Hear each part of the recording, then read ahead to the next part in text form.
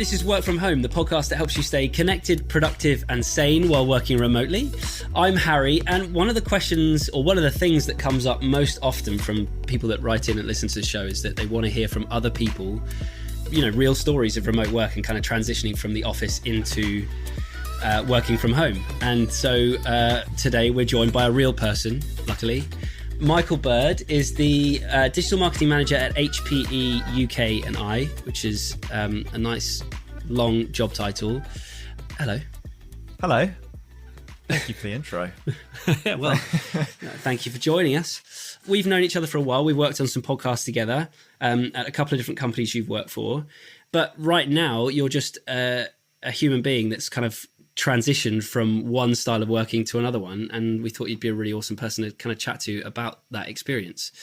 So yeah, I wonder where the best place to start. I think I wanted to start just by kind of saying, just like walk me through the last kind of 6 months, I suppose. Like, what was that kind of transition like for you personally and the organization, and kind of like, was it like a sudden carpet ripped from under your feet and you were like, you know, gone on a Friday, couldn't come back on a Monday, or was there sort of a phasing out period, or what was that kind of transition like?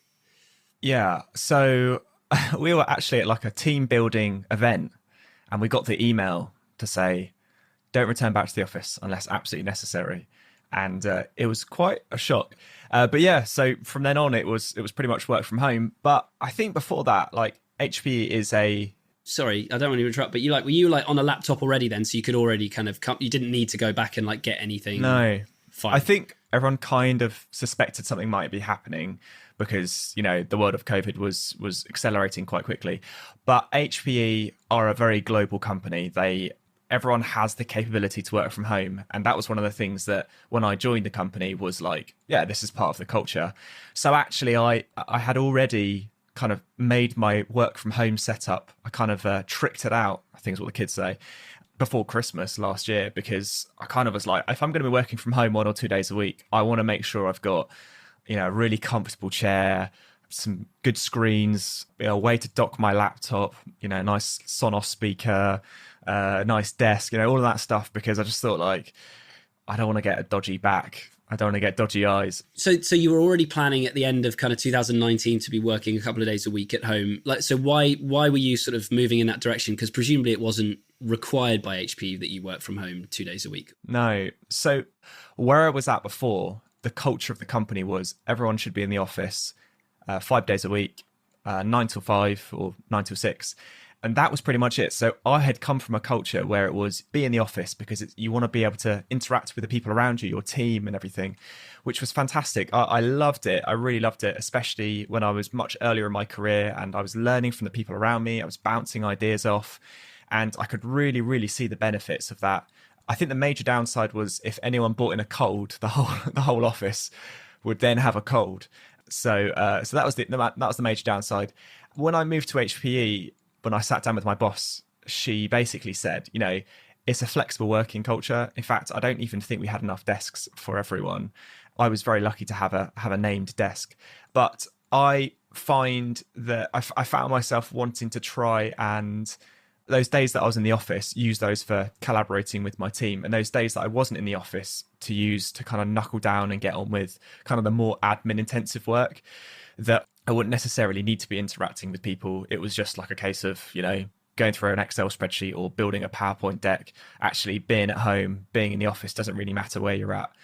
Yeah, then fast forward to COVID, when everyone is working from home, I did have to really shift how I worked because I didn't have that ability to be able to interact with people. You can't quite as easily go and ask a quick question. And I'm an extrovert, so I love speaking to people. I was actually pleasantly surprised with how often I got to speak to people. And I think that probably just comes down to the fact that many of my team members or many of the people that I work with regularly aren't in the UK and they're in different countries. So it's actually not practical to go and jump in a meeting room because you just simply can't do it. Yeah, sure. So what have you done to adapt to those things? Because you know, one of the things you mentioned is like not being able to, it's kind of a funny one because in your situation, many of your colleagues are abroad anyway, all that kind of stuff, but that you can't just kind of go and tap your colleague on the shoulder and ask them that question that you just need an answer to. And all kinds of other things. Like, are there ways that you've adapted to working from home to kind of make up for those lackings? I have a wonderful wife. And so I think actually when lockdown hit, my wife was in the throes of she was working on a thesis. And so actually I had a work colleague in my office. So it was quite nice. I'd jump off calls and we would have a little natter, chat, go and refill our water bottles, get a snack, and then kind of get back to work. So that was quite nice. I think also consciously as an organization, we were really aware that some people would be suffering. Mental health is a big thing. And I think actually I probably had quite a mental health impact on quite a few people in the organization. And so I think we consciously made sure we booked in those kind of like coffee times to just have a chat, regular team meetings. They encouraged us like at the beginning of calls, just like go and ask how people are and go and have a quick chat. And so I think a lot of that, I certainly found right at the beginning of lockdown, like my mental health really suffered because I basically just snacked for about 24 hours a day. I put on quite a bit of weight. I was like, yeah, this is wicked. I can have a lie-in. So I like slept until 5 to 9, stumbled to my desk, and I just felt like, oh, it's horrible. Yeah, totally. So I had a bit of a long, hard, had a conversation with myself, and I was like, you need to get outside once a day, go and do exercise, have 3 square meals, try and be a little bit less of don't roll out of bed at 5 to 9. So yeah, totally. I think having a bit of structure in the day is something we've talked about before, and it's just super important, I think. One thing I wanted to come back to is that you mentioned like at the beginning. So we've been in this 5 months already. Obviously there were lots of things that everyone was really conscious of to try and adapt as quickly as possible. Are there any things ideas that you as a team or you personally sort of came up with and started to do that you now don't do? Like, was there anything that was just like, this isn't really worth the time, or we don't need it, or it's pointless? Yeah, it's really funny. At the beginning of lockdown, I think everyone went into that phase of trying to do stuff because I think we all felt so helpless. I mean, everyone I spoke to was just exercising constantly. It was just like, Yeah. People are just doing so much more exercise than they ever have before. And I just felt completely inferior.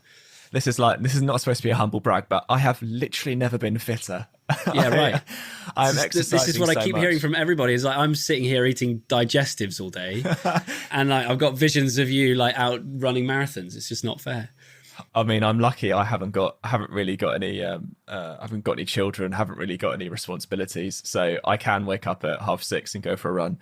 But yeah, from a team perspective, like I think we did really try and book in those coffee times, and I think right at the beginning that was really helpful because I think everyone is just in shock. We were like, "What on earth is happening?" We couldn't go out. We could go out once a day. It was crazy. And I mean, that was definitely had a huge impact on me. I think I felt like I was in a movie most of the time. So I think we did that stuff at the beginning. And I think it's probably not that we don't really need to do it now, but those kind of catch ups were helpful. And as a company, we literally had all team meetings. I think there's like 30,000 employees on these big calls with our CEO. Basically, it was just like going to the O2 or something. Basically, going to the O2, but just a bit less glamorous. But actually, I really appreciated those calls where everyone was on it. It was kind of people from all across the world talking a bit about just how, as an organization, and how we're coping. And I think what was really nice, it was just you kind of got a sense that everyone was in the same boat. Doesn't matter if they're in the UK or in the States or in India or in China or wherever. You're not alone. Everyone was in the same boat. Yeah, that was it. Yeah, you're not alone. Well, that's enough for today's episode. Thank you very much, Michael. Where can we find you if you want to follow you on you hang out on Twitter, don't you? Where can we find you on Twitter? You can find me on Twitter. I am on Twitter at MICLBRD. That's basically Michael Bird without all the vowels except for the I. So Michael Bird is where you can find me. As always, thanks so much for listening. You can find more information at WFHpodcast.com. And if you did enjoy this episode and you think someone else would benefit from hearing from other human beings that are working from home and adjusting to that change of pace, I would love it if you could share it with them. That would be really appreciated. We'll be back very soon. Thanks for listening.